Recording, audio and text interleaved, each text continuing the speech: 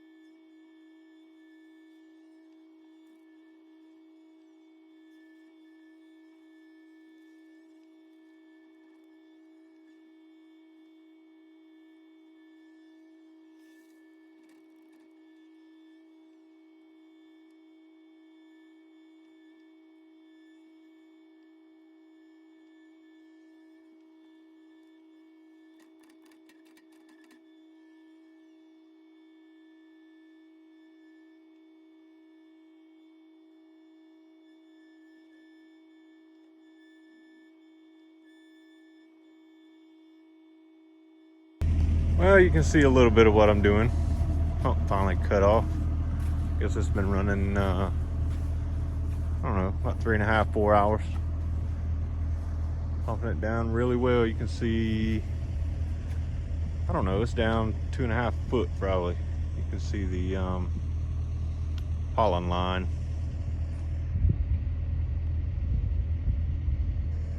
But yeah, just trying to pull some of this sandy silt out of here. This stuff will actually, it won't dry overnight. Probably won't dry in a month, but if we get some decent weather, it will dry out, and it's really good sandy stuff. So I'm gonna try to get some more of that.